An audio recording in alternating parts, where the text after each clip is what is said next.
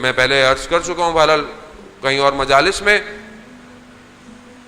کہ وہ ایک عالم دین کے ساتھ تھا، ایک شخص کے ساتھ زیارت کا سفر کر رہا تھا، رستے میں نماز کا وقت ہوا تو اس نے برابر والے سے کہا، بعض کتاب میں عالم دین ہے، بعض میں کوئی شخص ہے، کہا کہ اگر آپ نہیں پڑھ رہے تو میں فوراً نماز پڑھ کر آ جاؤں.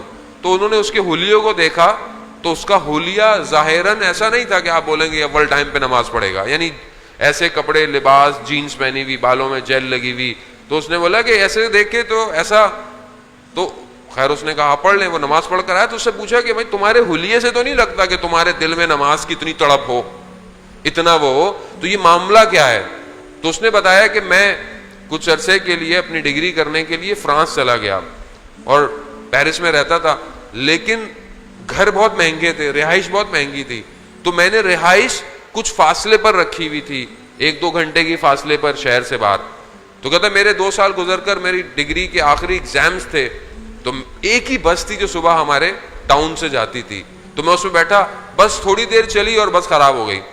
اور بس جب خراب ہوئی تو مجھے تھوڑی سی بے چینی ہوئی، لیکن وہ بس ڈرائیور لگا رہا مگر بس صحیح نہیں ہوئی. میں ہائی وے پہ آیا کہ شاید کوئی گاڑی گزرتی ہوئی مل جائے، تو مگر کوئی گاڑی بھی نہیں آئی. جب وقت گزر گیا اور ڈرائیور نے بولا کہ مکینک لانا پڑے گا، گاڑی صحیح نہیں ہوگی، تو کہہ رہا میرا اضطراب بڑھ گیا اور مجھے ہوا کہ میں اتنی جو محنت کی تھی وہ کہیں ضائع نہ ہو جائے.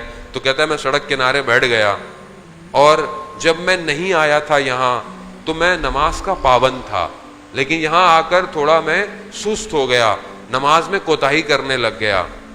اس وقت میں نے وقت کے امام کو پکارا اور کہا یا امام زمانہ مجھے اس مشکل سے نکال دیجئے، میں وعدہ کرتا ہوں نماز آئندہ اول وقت پڑھوں گا. کہتا ہے میں نے جیسے ہی یہ اپنے ضمیر سے گفتگو کرتے ہوئے اپنے مولا سے توسل کیا تو میں نے دیکھا کہ اچانک سے کوئی شخص آیا اور اس نے ڈرائیور کو بولا کہ بس سٹارٹ کرو. اس نے جیسے ہی سٹارٹ کی بس سٹارٹ ہو گئی.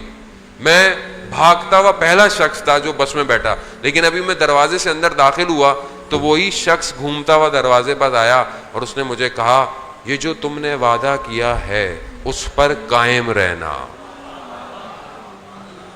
کہتا ہے میں ایک دم میرا بدن خشک ہو گیا ایک دم کہ اس شخص کو کیسے پتا چلا کہ میں نے کوئی وعدہ کیا ہے. ابھی میں سمجھتا کہ یہ شخص کون تھا، دیکھا تو وہ شخص غائب ہو گیا. تو کہتا ہے وہ دن ہے اور آج کا دن ہے جو میں نے اپنے امام سے وعدہ کیا تھا میں اسے پورا کر رہا ہوں. عزیزان محترم، امام تک گفتگو برل آلریڈی میں لیٹ آیا اور آگے پھر ایک اور مجلس ہے. امام تک پہنچنا بہت ضروری ہے. عزیزان محترم، یہ جو محنت ہے آپ کی اور ہم لوگ اور جو بھی انتظامیہ کرتی ہے، ہر شخص اپنی ایک حصہ ڈالتا ہے عزاداری. آپ کا آنا خود ایک بہت بڑا حصہ ہے عزاداری کو قائم رکھنے کے لیے، ہر شخص کا ایک حصہ ہے. اس سب کا اجر جو ہے وہ امام کی نصرت ہے. اگر یہ مجلس ہمیں امام زمانہ تک نہیں لے کے جا رہی تو پھر یا تو میرے اندر کوئی پرابلم ہے جو بیان کر رہا ہے، یا پھر آپ کے خدا نہ خواستہ، میں آپ کو نہیں کہوں گا، یہ کوئی ایسا عمل ہے جس نے مجھے روکا ہوا ہے. ہمیں امام تک پہنچنا ہے. عزیزان محترم، یہ جو صفتوں کے اندر خوبیاں ہیں یہ خدا نے